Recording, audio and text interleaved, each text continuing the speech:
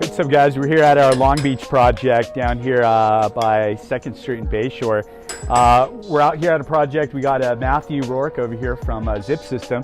He's a representative. We're currently in the framing stage of putting in a new window, new front door, and then there's actually a nice big bifold door that's going to be going up on this side of the house, and then eventually being able to do some board and batten siding and just giving this whole front a facelift. We have Matthew out here today showing us this amazing Zip System product that we're anxious to use on our walls, mainly for additional waterproofing, better insulation, and being able to be in a position to just offer our clients a better product.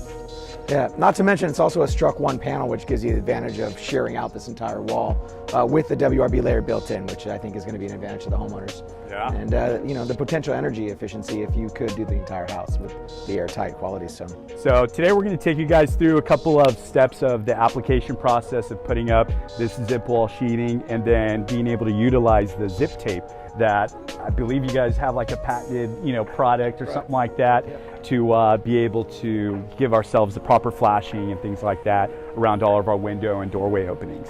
So yeah, here's an example of the old waterproofing methods that builders used to use before all of this new technology stuff started coming. As you can see, it's just galvanized sheet metal here that 26 gauge galvanized sheet metal that they're using around a door sill. As you can see, there's a lot of marks here of a lot of deterioration, because of the perforations that were made during the nailing process of that black paper that this house had. We had an initial stucco finish on the front of this house, and as you can tell with all the nails and everything, it just wasn't the best product, especially for the area that we have, or that this house is located. Really close to the beach. We're in a position where, there's a lot of marine layer and stuff like that that comes through.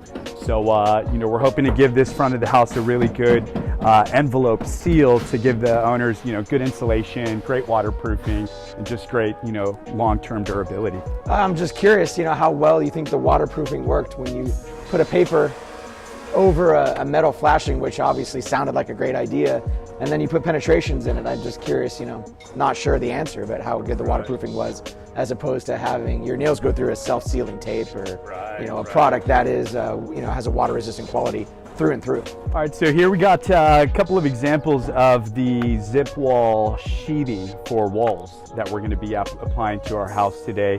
Here's a sample of the zip tape that gets used for the flashing, and here's the zip roller. So the actual product has a WRB layer infused in the process. So when they press this board, the WRB wrap, if you will, is infused with it as we make the board. So it doesn't come off. If you did, you would be taking wood with it when you're trying to take off this barrier. So there's no way for it to come off. It's not a veneered product or coated in any way. It's actually built in with the wood when it's pressed. Gotcha. And I've noticed on some of your guys' information, you guys also have, is it a green finish?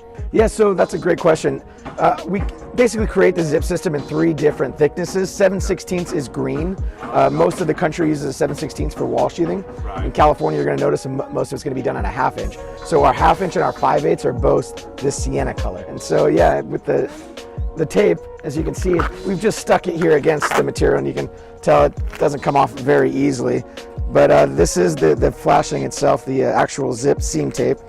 And it's a pretty remarkable product. It's something that you pretty much need to play with to see.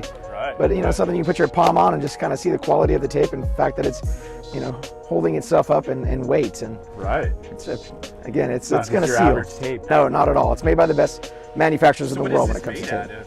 It's an acrylic product, as opposed to some of the other guys out there making a butane or other different types of tape. It doesn't have any negative reactions with any of the different caulkings or sealants out there. It actually gets stronger with a little bit of pressure, and over time the adhesion becomes a better adhesion with 8 pounds of pressure. Yeah, I mean, obviously we're going to want you to use a fresh piece of tape every time you're starting to put it on, because you're trying to create a water resistant, exactly, and create that air barrier as well. So obviously we want you to apply it in the best means possible. The other tape that you guys have is the stuff that's stretchable, right? Right, the stretch tape is meant to flash windows, and we'll show you that later. So this is just the flashing tape? Well, it's the seam tape. The seam tape. Yeah, but it is used for flashing, the styles of the windows or the rails, and the exactly. sills and things like that. So, okay, so this is your flashing tape and your seam tape, and then there's the other stretch tape, which is what you utilize for the headers and things like that. For the sills too, right? Okay. And you'll see that being used. So we got our guys getting ready over there for our plywood installation,